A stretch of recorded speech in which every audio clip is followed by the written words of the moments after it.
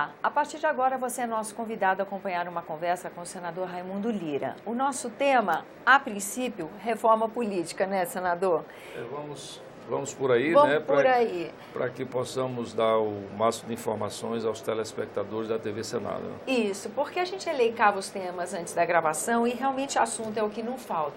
Mas reforma política, ela já agrega bastante dos temas que estão sendo objeto de reflexão aqui na casa, porque a gente fala de financiamento de campanha, acaba falando de anistia de Caixa 2 e financiamento de campanha público, privado, com participação de empresas ou não. Anistia Caixa 2 é tema que também acaba vindo à tona, não é isso, senador? Exatamente. Como é que o senhor está vendo a discussão dessa reforma política? Porque reforma política é tema recorrente, né?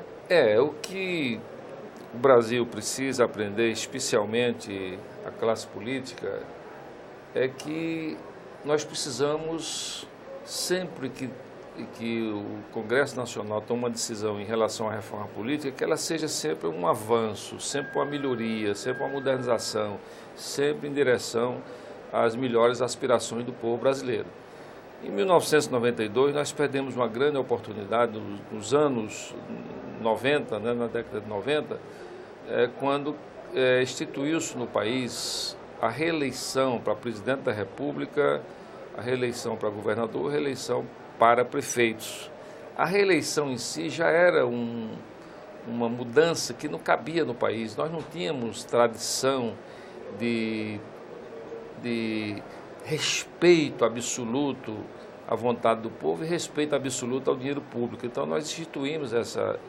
Eu não estava aqui no Senado nesse momento, e aprovou-se a reeleição, ainda com um agravante que era os detentores de cargos executivos ficando no mandato, no exercício do mandato. Então criou uma distância muito grande entre o candidato que estava no poder e o que estava.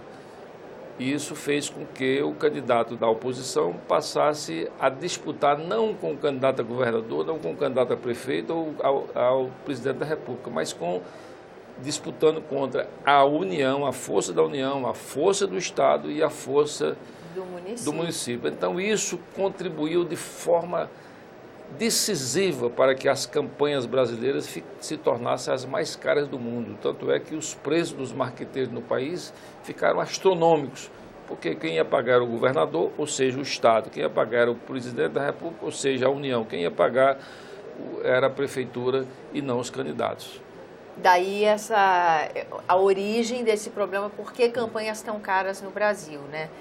E nesse sentido, a reflexão que se faz na casa e as providências que já foram tomadas para as últimas eleições que a gente teve são positivas? O senhor acredita que vão nesse sentido do aprimoramento? Nós temos algumas ideias positivas e algumas ideias que vão piorar. Por exemplo? Por exemplo, a lista fechada. Para você adotar uma lista fechada, você tem que adotar antes o sistema de eleições distritais para deputados federais, deputados estaduais e vereadores. Então, teríamos que ter uma cultura da eleição distrital. E se o Brasil amadurecesse nesse processo, então a lista fechada seria possivelmente um objetivo lá na frente. Mas agora, com essa quantidade de partidos, nós vamos criar mais um outro grande impasse para a melhoria do sistema político. Por exemplo, se um dono do partido, que o Brasil tem muitos donos de partidos, então ele vai colocar ele, a mulher, o genro, a nora, o filho. Vai marcar um território. E ainda com a possibilidade, da mesma forma que se criou no Brasil, isso que todo mundo fala e ninguém aceita, e ninguém assume a responsabilidade de vender a legenda para o tempo de televisão. Então pode-se também criar-se esse novo mercado de vender o lugar melhor, mais privilegiado na lista para deputados estaduais, federais e vereadores. E aí, em vez de um partido de legenda, essa negociação se transfere para dentro de uma lista. Esse é um erro, é uma possibilidade de distorção que a gente corre. Mas quando se fala Desculpe, Tânia, nós temos uma solução muito mais simples, que é uma proposta que eu fiz numa PEC aqui o ano passado, que é acabar com coligação em eleições proporcionais, ou seja, o Tiririca tira 1 milhão de votos, então esse 1 milhão de votos é dele, ele não leva mais 2 ou 3 ou 4 deputados federais com 3, com 4, com 5, com 6 mil votos, quando esses deputados precisariam de mais de 100 mil votos para representar, por exemplo, o Estado de São Paulo. Então, os deputados federais, estaduais e vereadores vão para a Câmara, para a Assembleia e para a Câmara Federal, aqueles que os eleitores escolheram, ou seja, aqueles que são os mais votados. E aí, para o eleitor, acho que estabelece fica mais, primeiro, mais plausível de se entender o nosso sistema eleitoral e também estreita esse laço que a representatividade tem que ter, né, senador? As coisas mais simples são as mais fáceis de serem entendidas, as coisas mais simples são as mais fáceis de serem fiscalizadas, né? As coisas mais simples são mais fáceis de serem aperfeiçoadas.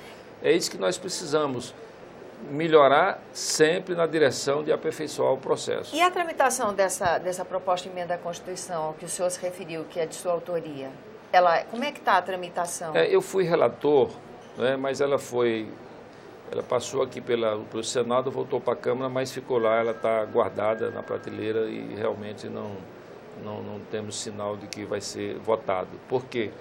Porque sempre que você quer evoluir numa direção, você tem também óbices que existem, que você tem que reconhecer que são verdadeiros e que são justos, que são os pequenos partidos que ficariam prejudicados. Então, eu compensaria essa dificuldade dos pequenos partidos, trazendo para os seus partidos nomes competitivos, muitas vezes nomes novos de um procurador, de um professor universitário, né, de um líder sindical. Então, na medida em que o partido traga essas pessoas que poderão ser aceitos pelos eleitores, ele deixaria de ser um partido pequeno no médio e no longo prazo. Agora, senador, quando se fala muito, um tema que está dentro da reforma política agora em voga é a questão do financiamento de campanha, né? O senhor já explicou para nós a origem de como é que as campanhas se encareceram, mas cresce a defesa da ideia de a gente ter um financiamento público de campanha ou um grande fundo partidário.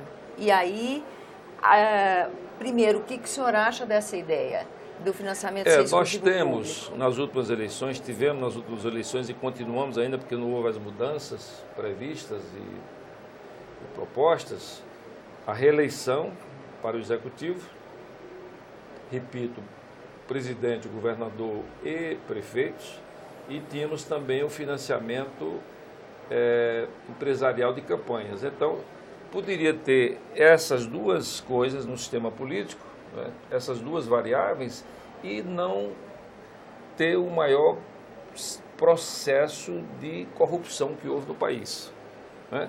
Podíamos ter, mas temos que entender que esses dois propiciaram as condições para que tivéssemos, repito, o maior processo de corrupção da história política do nosso país, porque eles favoreceram essas condições. Precisava de muito dinheiro para a reeleição, de muito dinheiro para pagar marqueteiro, né? E aí terminou acontecendo o que todos nós sabemos, a opinião pública brasileira sabe, e não gostaria que isso fosse repetido, né? E o jeito de evitar, o senhor acha, seria o financiamento público? Não ter financiamento de empresarial de campanha, porque está mais do que provado pelo que está acontecendo aí na Lava Jato. A Odebrecht é o exemplo mais claro, mais explícito do país, de que as empresas não investem em política sem querer uma compensação. É como se você estivesse vendendo um benefício ou um privilégio por antecipação, se esse privilégio já não foi dado no passado. Então, eu sou contra, o Supremo Tribunal já proibiu o financiamento empresarial de campanha e eu não aceito, acho que é muito ruim se eventualmente ele seja restabelecido. Está se falando também num fundo partidário, né, ou aumentar esse fundo partidário de uma forma bem significativa.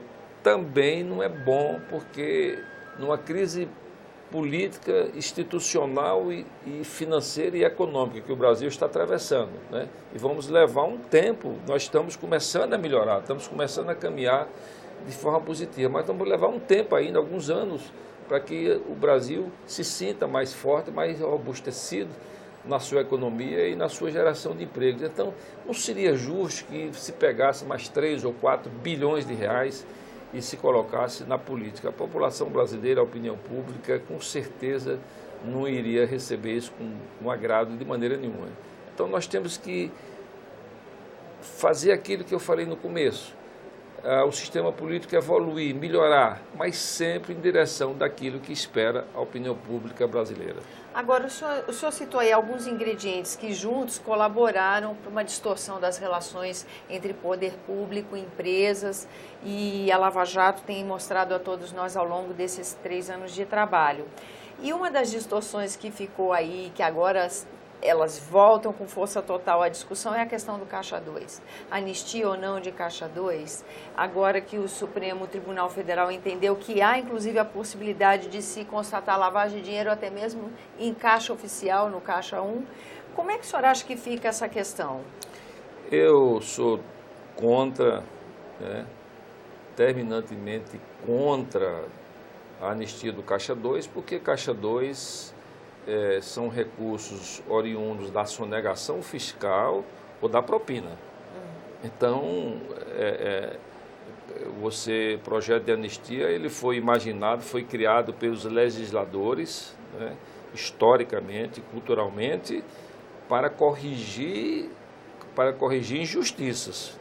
Isso aí não é justiça, aí é um processo de desvio de dinheiro público. Então, portanto, não houve injustiça nesse processo. Se não há injustiça, portanto, não cabe um projeto de anistia.